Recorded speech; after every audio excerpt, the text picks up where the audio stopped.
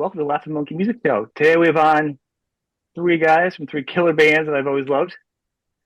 Tony, Sean, Craig, welcome back. We got Forbidden, Vio-Lence, and Venom Inc. Hello, guys. Yeah. Hey How's there. it going? I'm overwhelmed to have all three of you guys together. Let's start off with the tour itself and the impetus of the tour. How long and who's got it all set up? Maybe Tony, you want to head off the beginning part of that as far as the tour part? Yeah. We talked to Forbidden because when we did the US tour, I got to see Sean came out to the show, which was amazing. I didn't even know he was there. It was awesome. I'd known I'd have got him up on stage because Craig and Chris and Eric Cutler from Otis, they came out in Oakland and they jumped up on stage. We did Rip Ride together, which was fucking amazing. And we did Witch in Our contest, which was incredible for me too. And so then we started talking about maybe some shows, and the opportunity came for South America to go down with Forbidden. So we started working on that, and then Chuck at Artists Worldwide came to me and said, "Okay, the South American dates, it'll be really cool. Blah blah blah blah blah, violence and blah blah blah." And I said, "Oh, you mean Forbidden?" And he was like, "Forbidden? No, violence." And I was like, "Hang on, I was working on something with Forbidden." And he said, "No, I've got this thing with violence." I went, "You're fucking kidding." So they were going, "Well, you got to do one or the other." And I said, "Hang on. What if we all did it together?" That would blow people's fucking minds. And so we reached out, the management all reached out, and we all went like, "Yeah, let's do this." So we smashed it together. And now we have a ball of fucking shit that's going to go off like a fucking nuclear bomb in South America. Bigger than the Venezuelan thing or anything that's going on at the minute. We're going to set a fire that really means something. And it's so exciting to be able to go and do that with these two guys. I mean, they're fucking legends from these legendary Bay Area bands, some of the best music that came out of there. And I'm beside myself. And as always, I always appreciate, being a fan myself, is that I get to see them free every night. It doesn't cost me anything. And I can be right there. I don't have to squeeze in and try and get a good position. I can be right there. So for me, this is amazing. It's blowing my mind. And I'm so excited that we're going to be doing this in what is weeks away. The first day is the 6th of February, where we kick it off. Yeah, it's so exciting. So for me, this is amazing. You see the video of you guys jamming together. I didn't get to see the tour because the one show that got canceled, Tony. Oh, yeah. Sorry. Was the one in Connecticut. I did have to bust and to throw props. Sean, the one show that got canceled was in my town. I was waiting for it forever, so the irony there. But so back to this. Yeah, you guys jamming on stage was awesome. So they set it up so all you guys are going to jam now on tour? Do a song at the end or something? There's no way you can't. We haven't discussed that yet, but it was in my. You just pulled it out of my pocket. I was going to try get these two together and just try and do something. I think it would be wonderful for us all to do something amazing. Maybe on the final show at some point, or maybe on each show. I don't know, but that was a discussion I was going to have to them. Now you've completely ruined my surprise. So if they tell me to go fuck myself, there we are. You might have thought it would have been a surprise, but I was thinking the same thing already. And the good thing, and Sean could say Sean could say the same thing. We jammed. Sean and I jammed Witching Hour. We already did that when we did the International show here in the Bay Area. But the thing about Venom songs is they're all back pocket for us. They're all they all sit right there in our fucking history books. Yeah, and that's the beauty of the simplicity of the songs too. You know what I mean? So it's a lot easier than getting up and jamming a Vio-Lence or a Forbidden song, which is fucking some fucked up jigsaw puzzle of math shit. Totally. That's your fault. You did that. What were you thinking? I think it presents a great opportunity for the people in Europe to catch these three bands, together playing this fucking stuff that was, like I said, it's back pocket. It's all part of their history and our history, and you guys know because you've been to South America. They revere what we do way more than anybody else does in the world. Whether it doesn't matter, and I say parts of Europe are similar, but there's just no passion like a country that's that was locked out for so long from this that gets to all of a sudden see all this stuff just showing up at their doorstep. And the last time I was in South America was just like 2.5, 3 months ago when we played Colombia, which did get canceled. But we played Colombia and was, thousands of, I was like, okay, because I hadn't played Colombia yet. I've done Chile. I've done I've done Brazil, I've done Argentina, but I haven't done Peru, and I hadn't done Colombia. So it was incredible to see that. And in the coffee capital, it wasn't the cocaine capital of Colombia. It was the coffee capital, which is great because I brought home tons of bags of coffee. Which is awesome. I didn't feel like I was smuggling. But to me, like these folks are the the overused salt of the earth. They are, because they respect any kind of gift of music or any kind of gift of escape from any of the shit that they have to deal with. But I mean, not all of. I don't think Americans really truly understand what South America is like now, because much of it is Europeanized. Much of it is, they all have fucking smartphones in their hands. They're all doing the same shit we are. They're all, but just it's just more volatile. My experience with South America is, especially playing in Chile, because it's a long, narrow country. Those people will travel 15 hours to see a show on a bus or whatever. And so it's like when you go down there and play, you can tell they truly appreciate the fact that you took out of your time to come and play down in their towns and their countries. It's not like, oh, okay, another band's coming through. No, they come out. Watching you, that video. You don't get that. You don't get this, right? You get people dying, and just you really feel the love. Well, I look for those people that do that. So in the crowd, and I start targeting them. There's definitely not as many shoegazers and hand crossers in Europe. They're mostly back there going like this or something, or getting ready to push against the crowd. You guys are so historical and legacy bands. What you guys have done to even waste time to be in there and to waste someone else's space, it would be ridiculous. You guys. That's a nice. I gotta say, that's a really nice way for you to say we're old now. But with so much going on there, it's gonna be nice for them to have a night. Not insanity. And it's freedom, true freedom, music freedom, and love, and sometimes metal communities may eat against self alive because of politics lately. This will be a night where people can just enjoy music, and have happiness. And I think we're missing that. And that's very healing, I think.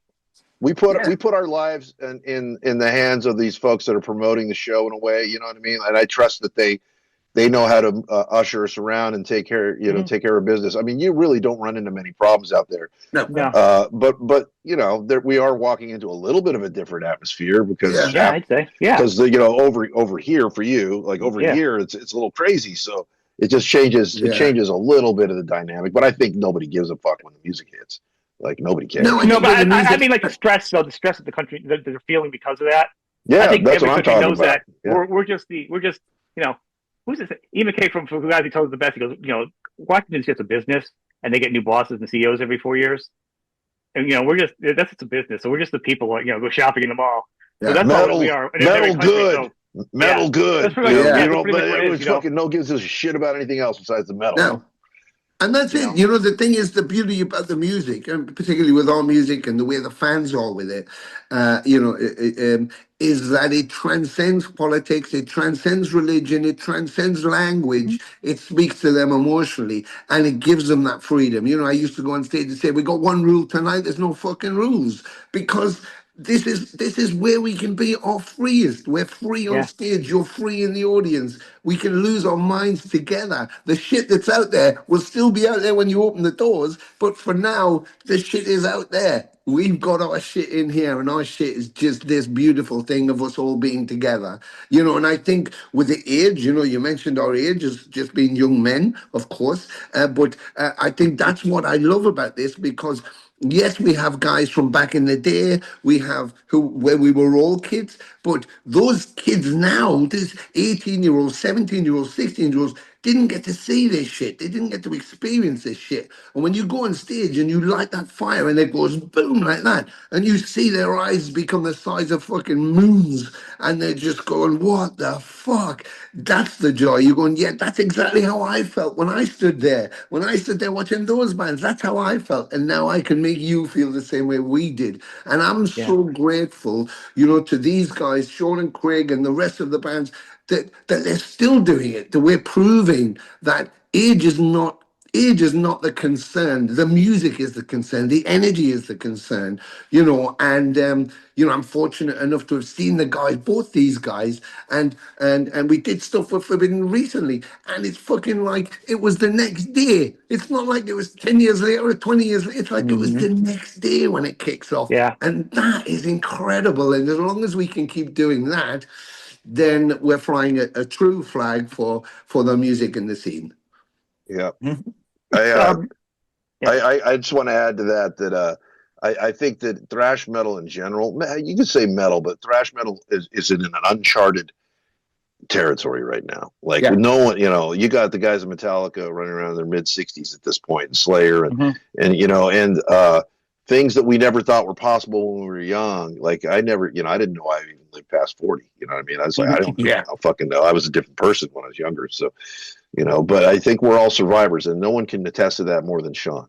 You know, Sean has come back and fucking, you know, swinging harder than ever. And and I think the amount of respect we all have for, you know, our legacies and where we're at in life right now, it's really hard for people to understand. You know, speaking for just the Bay Area, and I've told this story before. When I look around at a show and I see these folks, there's kind of an unspoken calmness to the whole thing. Like, we're all fucking survivors, and not everyone did. Not all of us have. You know, many of us have fucking fallen. I've lost some of my very best friends in the world, and the people that I grew up with, and to be kicking and playing, and you know, in my situation right now, writing a fucking new record that I feel is like maybe the greatest thing I've ever done. I don't know. I'll find out. Somebody else will tell me later. Well, it should be. You should never say, I'm writing the most mediocre album I've ever written. I like when an artist says, I'm writing the best album ever, because you want to always do your best. So but somebody else will tell me if it is or isn't later. That's not for me to decide. Well, the thing too, it's your album. It's your album. You can decide how you feel. The thing with these crowds, because we just came off tour with Dark Angel and Death Angel, 2 separate tours, and you know, we don't have the same. We're from the Bay Area, us and Death Angel, but our crowds are a little bit different. So when we were out there touring with them, I was getting a lot of people like, I've never even heard of you or seen you before. And then we're getting a lot of 14, 15, 16-year-olds going, man, I thought I'd never see you before. Exactly. You know, and it's like, so you know, I've always said metal is like, it's not a fad, it's generational. So and then when you have new music, honestly, all they want to hear is your classics from back in the day. You think that's and they true go off for you guys, though? when you play them. What's that? Sean, do you feel like this is true as much? I think it's true overall, and I hear that a lot in different artists I talk to. I try to mix up the genres, but obviously I always lean to metal because it's my thing. But I almost feel like fans, especially more in this genre of you guys, are more open to hearing new music than, say, classic rock or pop band. You know what I'm saying? I feel like this audience is a lot more open to hearing and bringing in new music. Oh, of course they love the classics. They are, but you got to play your classics. I mean, if they don't hear, don't make because they'll comment on they'll be like, "Yeah, I was at the show, but you didn't play Calling in the Corner, or you didn't play, you know, Bodies on Bodies." Or in all fairness, I get that too. But I'm saying, like, there are some bands that, like, literally they'll say, "I hate playing new music," because literally everyone goes to the bathroom and buys a beer. You know, and they look at their phones, and they're like, "I just spent all this time working out." And they're like, "Why do I even bother? I'm just doing greatest hits things." I can attest to this. I want to add my because, you know, now we're coming up on our 3rd year of being back doing this shit, and I really think, I mean, there's no direct science to it. If you're lucky enough to strike the iron while the iron's hot, and you're lucky enough to make an album where like I said, people will decide that for you. You can think all you want to that they're going to connect or not, but if you're lucky enough, then you can add a few songs into it. But you got to be real fucking careful. And Sean's right, like. And Tony knows this for sure. Like, you have to play the classics.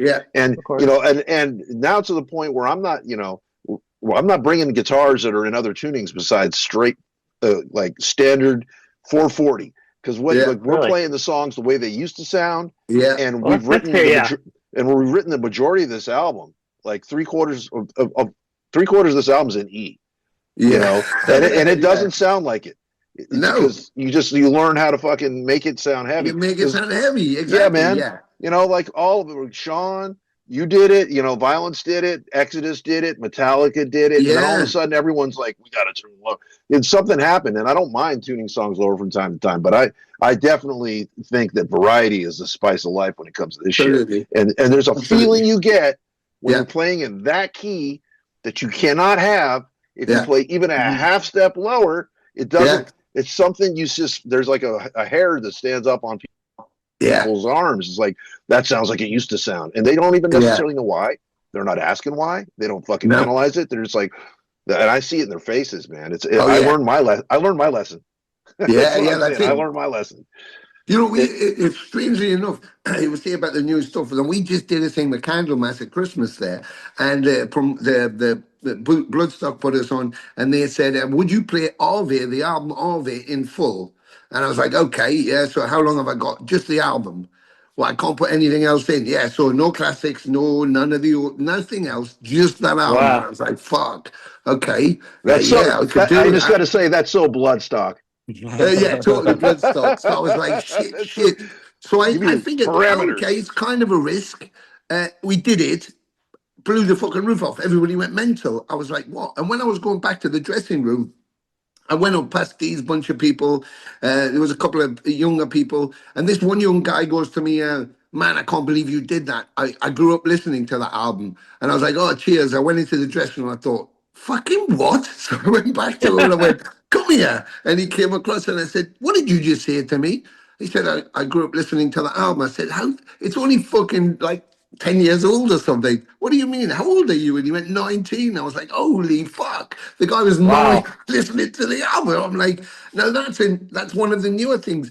And I think sometimes we forget that we're still caught up in the vibrance of the back then and the 80s and our scene, that we forget there's kids who look at these historical figures, say you walk in, Craig, or say Sean walk in, and you don't notice, but they're going like, holy fuck, that's actually him. That's actually him. And then you go on stage and go, they're actually fucking playing that shit in front of me now, and they never thought. It's blowing their minds, and that's what I love. When we go to Chile, when we go to Peru, you'll see it, and even in Brazil, you have the old schoolers. They're all there. They're all drinking their beer, fat guts, just losing their shit, sweating everywhere. And then you have these kids coming up, who are 13. We had a 13-year-old autistic girl came to the show in Sao Paulo with Possessed. And she had to come and meet me, and she was telling me the whole history of the band. She's fucking 13. I was like, how the fuck do you know? And she was going, this whole thing is, I just never thought I'd ever see that. That's why we keep going, because every year someone's 16, just like we were. Every year someone's 18, just like we were. And they're discovering it as we go. So to be able to be doing a new album and to be there in the flesh in front of them, still creating, still giving with the same intensity, because I've seen both of you play all your shows. I just was Sean, I just followed your whole 2 tours there. It looks like it's 1982 again, or 83 or 85. It's so fucking vibrant. 687 in our cases. 87, yeah. Do you think, and Sean, it probably affects more, and to Craig, because Tony, you haven't necessarily stopped touring at all and had like albums have come out more, but you guys have, it's a more new, like singles and work on more music recently, and introducing yourself back, so you get the old fans and some new fans. Do you feel there's a difference with some of the newer music and the fans coming in and knowing that over the old stuff first, like some new fans? Has it made a difference? Sean, you first on that.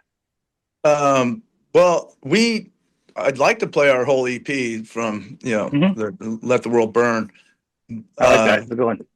But it's kind of tricky because you got to fit certain songs in certain spots, because I don't talk a whole lot. We play 2 songs, then we take a second, 2 songs, then we take a second, then 2 songs. We're trying to get as much music into the set as we can. I can dig that. During the time that we have, because no one wants to hear me fucking talking. Half the time I just talk a bunch of shit anyway, so I get myself in trouble. But your EP is great though, and it so is. I'm saying, is there a different demand? Because I don't feel like you've sacrificed anything, and you guys, same thing, Forbidden, some of the new stuff is out. Like, I don't think there's any, seems like it's a different band or whatever, but I don't feel like it's stuck in a certain period. You guys have both been able to keep a leg in each lane. You know what I mean? Mm-hmm. We're honoring who you are, but you're also growing as a band. So I think the new music will fit in, but then it comes a challenge of our, I guess for you even, Sean, it's like our EP, our new fans coming in saying they heard that EP first and they're not even familiar with the old stuff. Have you had that yet? No, I think what's happening, what I see happening with, because I see younger generation say, oh my, and they're with their dad or whatever. But then what I see more now is these kids are picking us up on, they're listening to somebody else and we're popping up on the algorithm. Okay. And that's what they're seeing. And so they're looking at video, and they're listening to the old music, but Eternal Nightmare, Oppressing the Masses, those are a couple that's where and Let the World Burn has plenty of energy, trust me, but that's where they're getting their juice from, right? And a lot of times too, I forget where we were, but this guy came to me. There was I always go out and talk to the fans and take photos and sign autographs or whatever, because they're why we're there. Yeah. And I forget where we were, but there was a line of people wanting to talk to me. And this one guy just came up and he was crying, like, you changed my life, and your lyrics and the music, and he took a minute, man, to tell me that. And I just was being patient with him, and people were looking like, okay, and so eventually I pat him on the back and say, okay, I got. And he was cool. He was like, I'm taking up too much of your time, but I just wanted you to know that. But they don't. It's like it's not. We have to play the classics. We play Upon Their Cross from the EP. But it's once we get started, and I get up there and get my blood pumping, it's like it's all about the energy and the feeling and the emotion. I think, it's driven by the music, of course, but when, like you said, when they're standing there in front of you, when you're in front of them and they're like, oh my God, I thought this moment would never, it's really not the songs you're playing as much as it is that energy that's just coming off the stage. I'm always on the edge of the stage. I like to be right up front. I don't like barriers. I like physical contact, Yeah. So if there's, and I don't have an instrument in my hand, so I can grab people. I can get in people's faces. You got I can these. jump off the stage. I can jump off the stage. But it sounds like. But if we're gonna play, if we're gonna do a tour with a band that we know that their crowd doesn't really know us, then I'll probably start bringing more of the EP songs. A couple songs off of Nothing to Gain. I like playing. But my musicians, they have to learn the songs, and they're not easy to learn. I think the songs are great, but they like fit good together, though.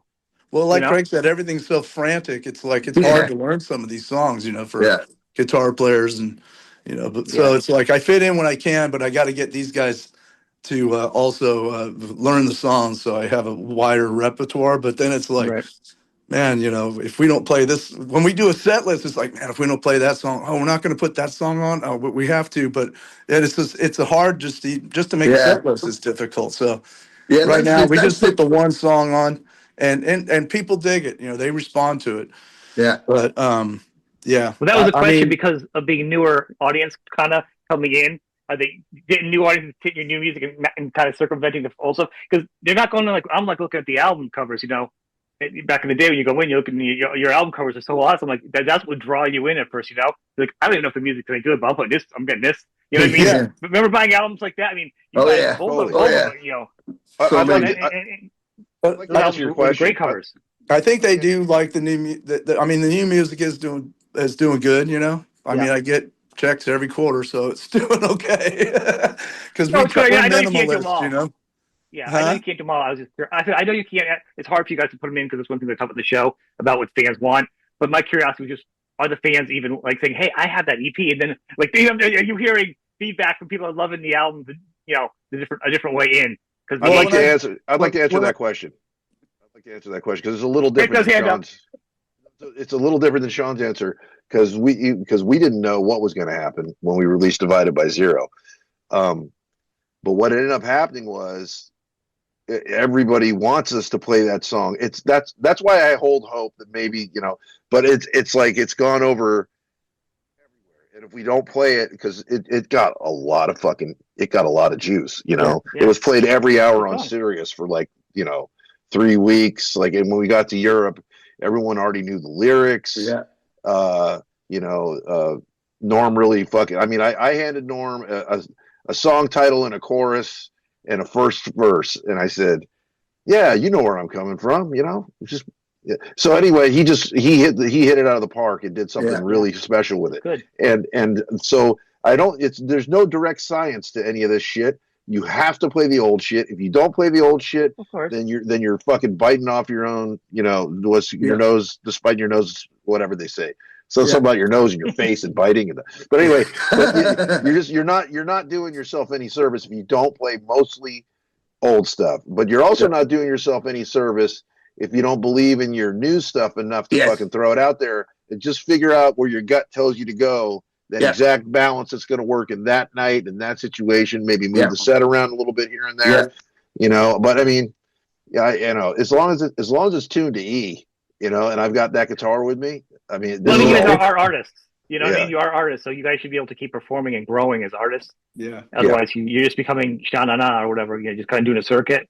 Yeah. Or right. I don't know, that guy's still on stage. He's like 9 years old, like Weekend at Bernie's. You're not that. You're not the energy. And this was special about you guys, and you make the joke of being older, like seasoned fries there. From your generation, the best thing about that is the sounds of every band has their own sound. A lot of the bands, I'd say from the 90s on, without being like get off like my lawn type of deal, there's a certain sound that all the bands had back then in the Bay and and across the seas. But thrash bands had that. We were all different. Like here in the Bay, like, everybody all sound totally different. That's what was amazing about like the ones that made it out, and I mean that really made it out. Everyone had their own unique thing, but there was like really 6 or 7 of us that really stamped ourselves and they're all completely different in the best way possible. Everyone guitar had their sounds, own tones, vocals. Everyone had their own song styles, and that's what was so beautiful about it. And I think a lot of actually both you guys you do music, and we were talking about it, you guys are honoring that, and I think that's what you have both legs in it. But you've also shown as artists you can still perform and write. You know what I mean? Yeah, you can grow. So I have to battle. I think that's why your fans go there. To put new songs on the set list, I have to battle my band members more than anybody. Because I got Nick Souza playing drums. He's Zetro's son. When we did that Thrash of the Titans, he was 9 years old. That was the first show he saw. So he was sitting on the side of the stage, and then now he's playing drums for me. It was like. But he's like a fan, so he's like, cool. I want to play these songs. I just want to give hats off to Zetro for raising fucking some great kids, man. Yeah. Like those guys are such cool dudes. Yeah, he's so level-headed. Yeah. I think it's great.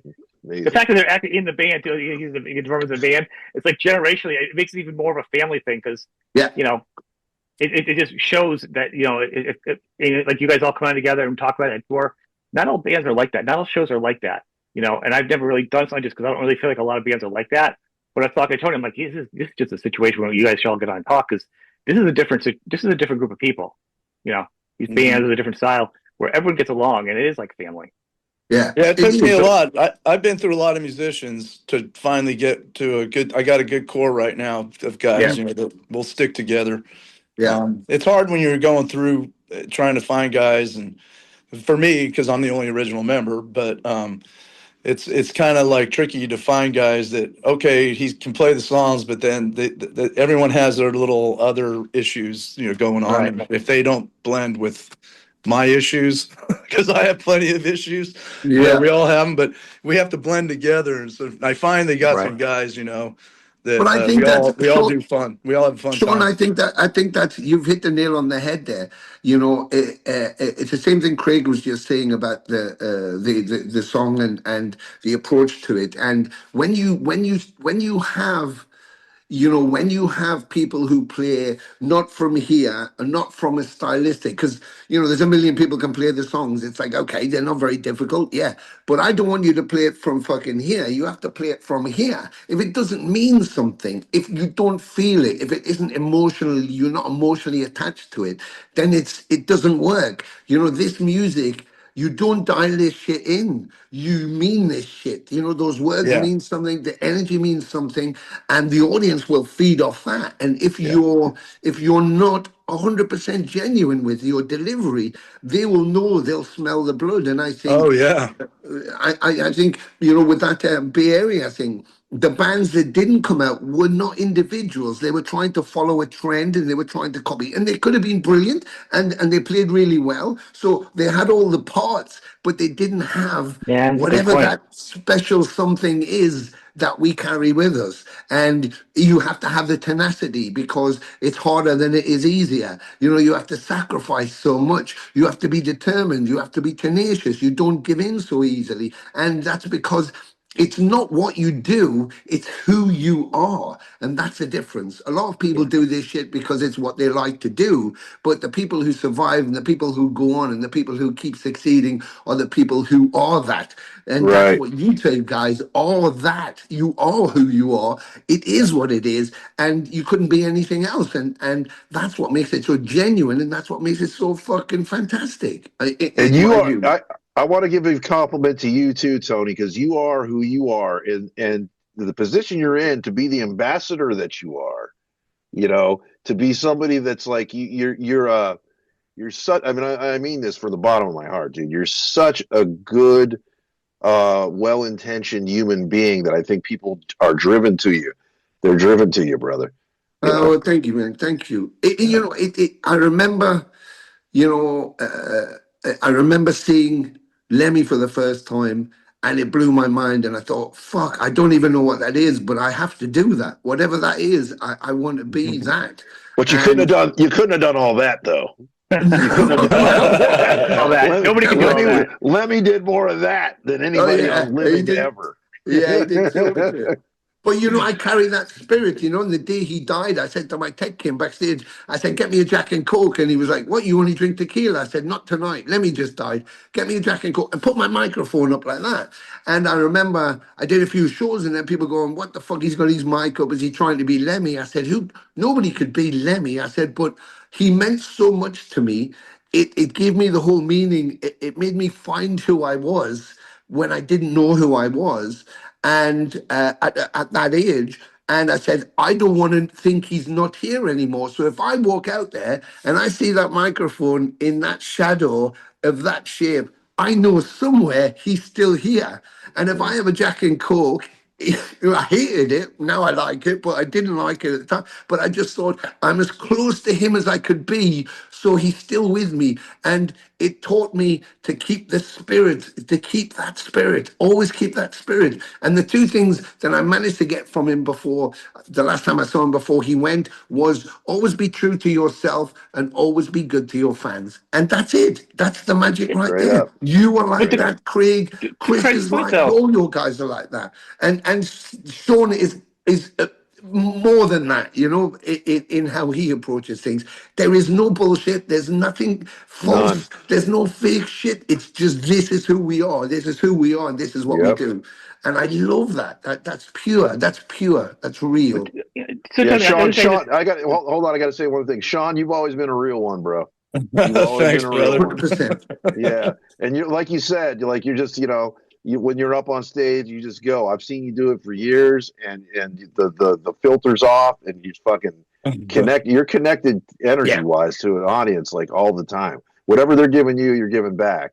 You Yeah, know, well, I'm everyone's got always their looking own. at people's eyes too. Yeah, oh, yeah. To connect with them and to bring them to the stage, Bring him in, be yeah. part of it. You know, because it's like you were saying, Tony. It's like they can tell if you're real, the real deal, just by looking in your eyes while you're performing. It's like, Yeah. is he there or is he somewhere else, or is he Yeah.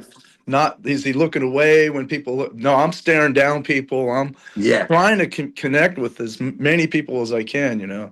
I think that's one of the things that's so exciting for me about the three of us all going down there Yeah, it's going to is be great. from the beginning to the end, they're going to get that impact, that Yeah. connection, and it's going to be off the map. It's going to be like something they think they know what's coming, and they're going to go out going, "Holy fuck! I feel like I've been raped by napalm." It's like, yeah, Yeah. you have. Well, you I guys can't are all Raped by authentic, though. napalm. I think Damn. they put on a shirt. but that's the thing, like Tony. Well, I was just thinking, I'm making an album right now, like Raped by Napalm. Can I just? Right, but like, so the Tony went to a change ever since the divorce lately in bands, and but nothing but the other players. But what's happened is you can see the energy and happiness of the band clicking. Sean, you're talking about finally having a bunch of guys that works. I'm sure people that watch one show together can feel the difference. You know, you got Forbidden back together. You put together with the right guys to do the right show that you're feeling it. You know what I mean? Your singer's hopping in, doing what you because it fits. It's the right pieces.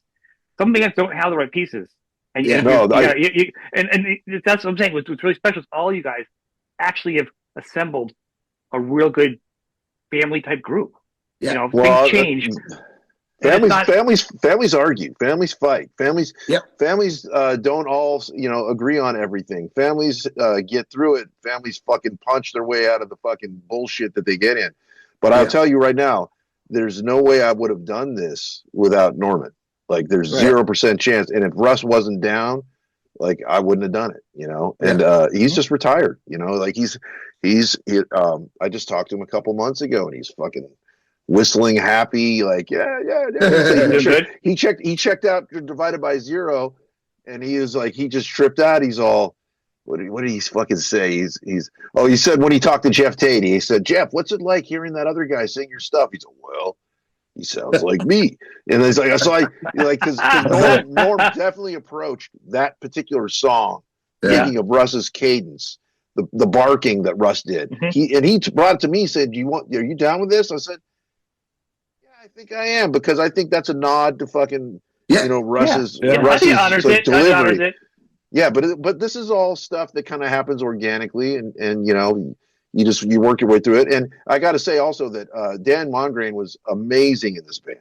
He was it was great. We would have loved. He wanted to do the record really bad, and sadly, I kind of had to yank that opportunity out because it didn't make sense anymore. Because his next year was going to be doing different shows. Yeah, and then who you guys are going to see now. Sean knows who Jeremy is out here, Jeremy Von F. To people in the Bay Area, he is the best. Yeah, he deserves. He's so humble that he's never overly inserted himself and said, "I'm this," but now.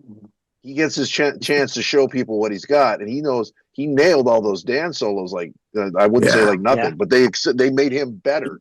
And the shit he wrote for this album is insane. So the lineup you're going to get is like even more appreciative, maybe than we were even when we started the Reborn thing or whatever. Because it's like now we're just a tighter unit. Yeah. And fucking I love Dan, dude. I'm going to have Dan guest the solo still on the record, and the songs he played are going to stay those. We're not taking his tracks away. Like he's a part of that family too. So I try to keep it like a family, but families are dysfunctional from time to time. You don't lie to yourself. Families are you might punch them, but no one can say crap about you. You know what I mean? Only you can punch your own family member. No one else can punch your family member. Right, and we're very protective. We're very protective over each other like that. Yeah, you know? And so it's just that everyone's got their own different interior. No one knows how the sausage really gets made. No one really wants to fucking know. Mm-hmm. The last thing you want to do is know how what lips and ass into that fucking sausage. Exactly. You just want to. Here's your other album title. It's your first single right there. You know. So actually, I'm going to ask you, and then I'm trying to ask you as far as music. So, what are we looking at for the album that you're working on now? For Craig, first off, what are you looking at for the timeline? Oh, okay. Well, first of all, in the next week or so, the announcement's going to come out where our home is, what the label is that we signed to. That all happened over the holidays, which never fucking happens. But that's how seriously people are taking Christmas. This. Yeah, thank you. Merry McClunzica. But happy whatever. There you go. Like make it up. But I will say we just finished drums this week. The next 2 weeks are tracking guitars, vocals, solos, all that bullshit. We're gonna go to we have this little thing we're doing in South America. We're gonna take a couple weeks break, rehearse, go down there. Then we immediately head back, probably hit up a couple more solos, couple more vocals, and we'll start mixing as that period goes on. But yeah, first quarter, second quarter, maybe. No, it's second quarter for sure. Second quarter, because you need what I've learned. We could do a whole nother show on this, but at one point I was signed by American. I did it out with Rick Rubin, and it took forever to come out. But there was a big upheaval in labels, and they offered us a chance to push the album back to do proper promotion. We're like, no, we want it out when you said it was going to come out, and that fucked us as fucking bad as anything I've ever done in my life. And I know now that you need to listen to your people that are working the record as long as they need, as much work as they need to do, as much press as we need to do. We'll let them do their jobs, because there's a lot of writing on this for a lot of people, not just us. Yeah. So, okay, that makes sense. Sean, so like you've actually had the EP, you've done some stuff too. What are you looking at for music in the future now? You really feel like you have a solidified team yourself, that you guys are all on the same page now? Yeah. It's got to kind of like recharge you a little bit, right? To kind of keep moving forward now? Oh, it does. It's like, it's refreshing to finally have a solid lineup of guys. And like I said, it took a while, but we're there now. So, and, you know, I'm writing with Ira, and I'm Ira Black, and I'm also writing with Claudius Kramer, because he's going to be going with us down south. So anytime he's not with Possessed and we're out, he's with us.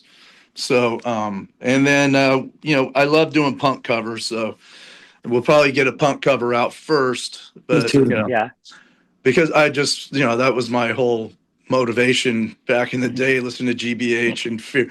And I think that's where some of my attitude comes from watching, you know, Lee Ving as a young man telling the crowd to fuck off. I love Lee, dude. I love Fear. I love Fear. You know, and the aggressive vocals from GBH, and that, you know, so that's what all kind of drove me. So I love doing punk songs. So we will definitely have a punk song come out first with the video, and we'll probably finish. You know, I don't want to rush writing, because I don't want to just put something out to put something out. So we might finish writing by, you know, August. You know, we have some other stuff coming up too. We got big announcement next weekend, next Wednesday, that I'm looking forward to. And then we've got we're putting our summer together, and some of our August, September, November stuff together now. And so we got a lot of big announcements coming up. But what you think over socials for you guys? Yeah, it'll be all on the social media. You know, and it's just we had to make a change, and so it'll be announced next Wednesday, and which I'm really happy about, and really you know, it's motivated me more too. Brilliant. And what's that? Yeah, and then so we're going to Russia in August. Gonna play Moscow and St. Petersburg, and we're trying to add some dates to that. Yeah, I've never been. Yeah, it's well, incredible. That's one of the things.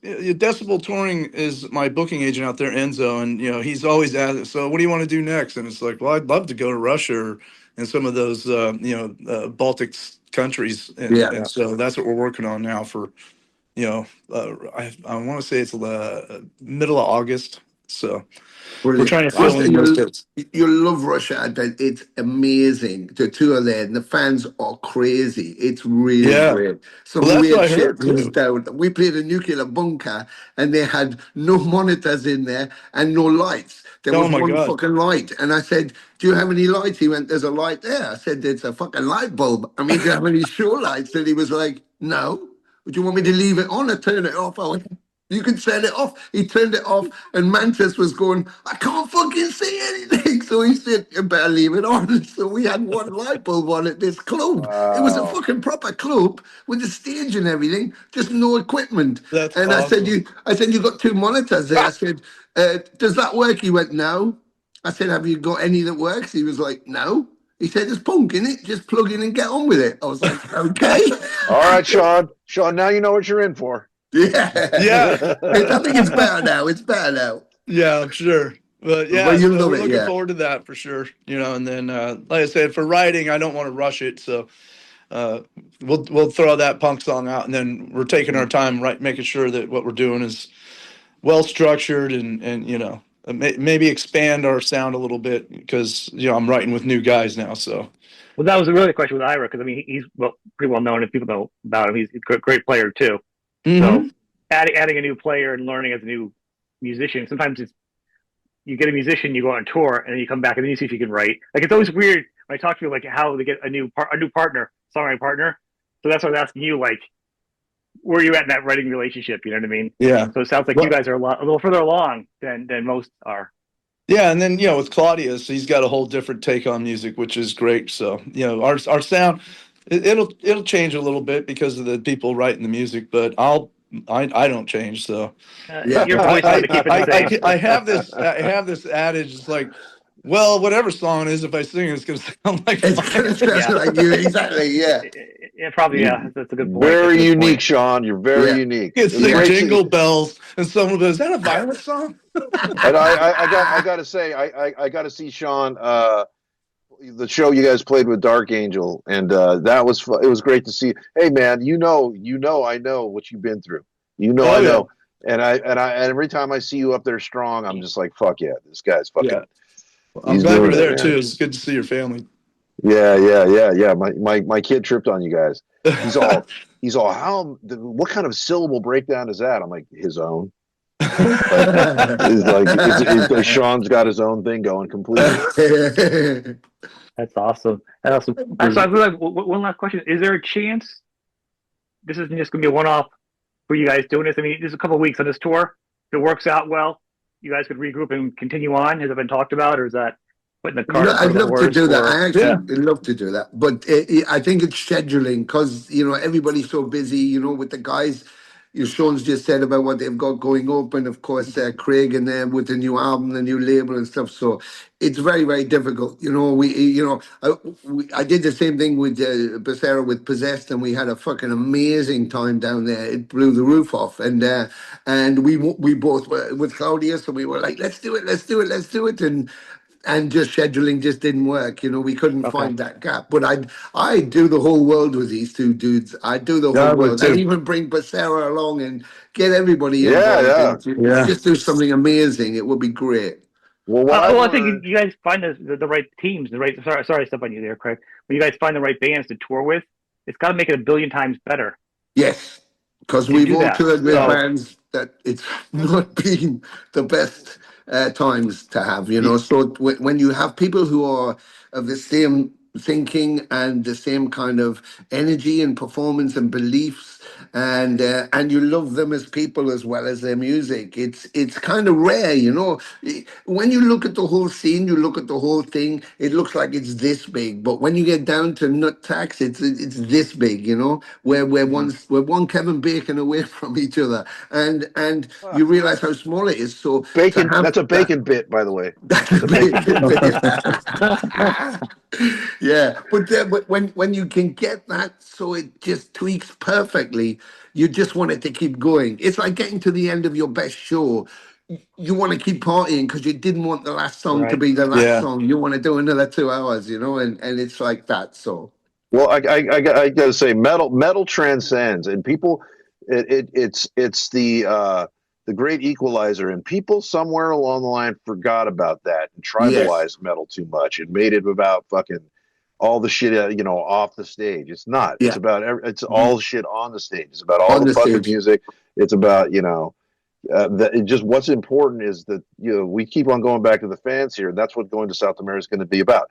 It's going to be about bringing the fans the best night of their fucking lives for that night, and everybody's fucking bringing their A game. And doing it their own way, and there's no, the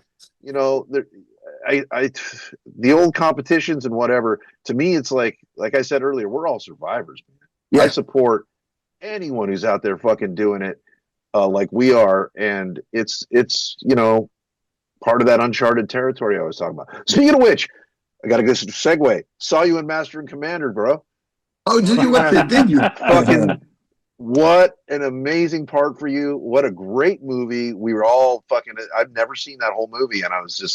Wow. Oh, are you in that, Tony? Yeah. Yes. Oh, It's got a pretty substantial part. Sideburns. It's a pretty substantial part, too. I'm going to have to watch that again. There was lots. He had some hair, too. He had some chops. Yeah, I did with my big hair. I had to go there, I love that movie. What was really weird was I was working for Queen, and I was installing a musical for Queen, so that was going to be what I was going to be doing. I was a day away from writing a contract. My agent called me and said, "Could you get to this hotel? The director wants to see you." And I'm like, "Okay." So I use my lunch break. I go to this hotel, meet this director. Don't know who he is. Meet the casting agent. Never met her before. do this shit interview, excuse myself, and say I've got to get back to work because I'm a bit busy. And they were like, okay, so I go back to work. My agent then calls and said, what the fuck were you doing? And I was like, what? She went, that was 20th Century Fox. Do you know who that director is? I was like, but I was at work, what could I do? And she was like, well, I hope you haven't blown it. And then a week later, she calls me and said, right, they're going to fly you to Hollywood. And so the next thing I'm in this movie, the first scene of the movie is they say, right, so this is the shooting schedule. It's me and Russell Crowe. And I'm like, I don't know what the fuck I'm doing. Oh my God, I was shitting me pants. And then they walk me down to the set. There's like 1 million people there. And there's two people right in the middle of this huge circle having a discussion about the scene. And it's Russell Crowe and the director. And then they're going, where's Tony? And I'm hiding behind the coffee machine. And he goes, oh, he's just here. And they say, oh, Russell and Peter Weir would like to have a chat to you. And I'm like, of course, yeah, no worries. Trying to act like I do this every fucking day. So I walk through losing my mind. And so this guy's here and this guy's here. And they're having a discussion. And they keep turning going, what do you think? And I'm going, yeah, I like that idea. That's a good idea. I was blagging the whole thing. So it blew my mind. But it was an amazing experience. And Russell, because he plays his own band, he had a band called Torfog. Right. He kind of sees himself like an Australian Johnny Cash. And I love him to death, but he's nothing like an Australian Johnny Cash. No. He bought a trailer and he got all the gear filled in. So we had top line, every equipment. He said, what amps do you like? And he had everything in this trailer so we could go down any time and just jam and play. So with Paul Bettany, who went on to play Vision, and with Billy Boyd, who was in Lord of the Rings, we just go down there and fucking jam songs there all night. It was amazing. That's crazy. Cool. Yeah, it was great. so cool. He seemed like how, in a word, was he really good to work with? He was, Craig, he was so good with me because I was just me. Because all the actors are like actors. So, they're doing the whole fucking game. And I didn't have any game because I was just like, well, this is who I am and I'm doing this shit now. And he was so genuine that he gave me so many gifts. He was so genuine. One night after we were shooting, his bodyguard came in, his security guy, Ralph, and said, oh, I got to take you to the airfield. I said, you got to take me to the airfield? He said, yeah. I was like, why? He said, Russell wants you. I'm like, oh shit, okay. So I get in this car, we drive to this airfield, there's a fucking helicopter. He said, yeah, so I'll pick you up when you get back. I'm like, okay. So I walk across this helicopter, Russell's in there, and he says, get in. So I get in, we fly up to LA, we get in a Humvee, drive to the Whiskey a Go-Go. There's a band they're playing called Split Ends, who were the two brothers who were, the Split Ends are Australians. Yeah. Well, the brothers were his mates. So we walk in the Whiskey, we don't see anybody, we just go straight, sit side stage, watch the show, and then before they finish, he goes, right, we gotta go. We go back out, get in the Humvee, back to the airport, and I get taken back to my hotel, and I'm like, did all that just happen to me, But he just wanted to go to the show, wanted someone to go with, and said, go and get Tony, he can come with me. But I'm like, what the fuck's going on? But he was so generous and so real, and I think they built this whole thing in Hollywood because he's like us. He likes watching his football. He likes having some fun. He likes drinking a beer. He likes hanging out with the guys and playing some games and stuff. And he likes to fight when he's drunk. And that's it. So which I could relate to. It was just like everybody from my fucking hometown. So for me, it was like, yeah, I can relate to that. But it's very not Hollywood. You've got to be kind of, real fake when you're working in the movie industry, and that's a shame, So probably why I love extreme music and punk, like Sean said, I'm an old punk because it was real. It was just like, do you want to get up on stage and do something and have a voice? Then go and do it. Don't worry about playing. You can learn that shit later. Don't worry about singing properly. You can learn that shit later. But if you want to express yourself, there's the stage. Go and fucking do it. And that's what we've all done. And that's why we're still here, because that's who we are. Fuck, I'm glad I asked. Yeah. That's good. That's great. Great stories, Tony. I know. Great stories. I talked to Tony. I never heard that story. So that's a good story there. That's Yeah. awesome. Thank you. Sean and Craig, do you guys have anything you want to wrap up with? Go ahead, Sean. We've been down there to South America before and toured, and it's always great, and I'm looking forward to it. I'm looking forward to playing with, Forbidden and Venom Inc. It's a great package. I think anyone who comes out to the show, the bands, they're they're all in that same extreme genre, but we all sound much different, and so you'll get a nice blend of bands, with the shows that we go to, and come out, say hello. I always come out to say hello to people and take pictures and sign autographs after we play. So I'm looking forward to it, and looking forward to hanging out with these two guys while we're down there. Thank you. Fun, man. I gotta say, we kind of touched on all of it, but I think what the fans are going to get when they come to the show is like I will go back to the Survivors thing. We all like have a common denominator. We're all fucking comrades in this fucking crazy ass business, and I think that they're going to see a fucking on fire thrash show with a lot of camaraderie and a lot of smiles and good times. And this is the way it is, man. It's a gift to be doing this shit. It's a fucking gift. Well, I want to thank all of you, first off, for coming on and doing this. I'm a fan of you. Tony, you're on quite frequently. Craig's your second time on. I hope you'll come on again. And Sean, I hope you come on more. I would have some one-on-ones with you, do some deep dives with some new music. Really enjoyed all you guys and respect all you guys a lot. And I think the fans know it, and you guys are authentic and legit. And I hope people from doing this, and thanks, we got this together pretty quick. People that aren't aware. There's like 3 different time zones and 4 different places. I mean, so we did it. It was pretty amazing, actually, how we put something together. Yeah. But to that point is, you guys are the real deal and true hearts, and the fans should go out and see you. And this is just a sampling of the energy of just you guys all just hanging out and talking. Wait till they got their instruments and they're on stage. This is not to be missed. I'm jealous. I can't. Long country for me. Hopefully maybe 2027 there'll be a U.S. version or something. You know what I'm saying? Something else with you guys, some kind of Croatia. With you guys.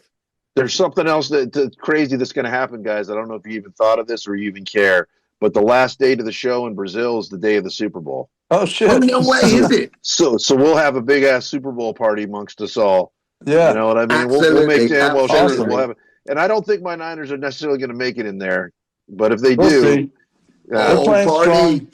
They're still. But It's the playoffs. Everything changes. I agree, but we're so injured, bro. But it's an amazing thing, and the game's in Santa Clara, right down the street from my house here. Oh, Super Bowl. If we would have won last week, we would have had home field advantage throughout the whole thing. Oh shit! But now we got to go to Philly. So shit. Well, anyway, that'll be amazing. It'll be fun. Just think about that, guys. We'll all be able to hang out for a Super Bowl. Yeah, baby. It's pretty fucking cool. I'm so excited. I'm so excited to be able to be spending time with you guys and to be able to just chat and hang out and to party, but to be on stage and like you said, Craig, and like Sean, you just said, three bands that are syncopated together, but not in competition with each other. Everyone's individual. We all bring something amazing to the table. So think of it this way. It's a difference between everybody gets a bowl of porridge or you get a full American breakfast. This is what you're going to get, a full American breakfast. They're like nothing missing, nothing left out. So eat the whole fucking lot because it's going to taste fucking great. Yeah. Yeah. There you go. We'll end on that. Gentlemen, thank you very much. Good luck on the tour. Cheers. I'll be talking to you guys all soon down the road. Thank you, guys. Good to see you guys. See you soon. guys later. Be good and good luck with the album, Thank Craig. you. Thank you. Yes. Thank you, guys. Rock on, brother. Love to everyone. Be safe on the tour.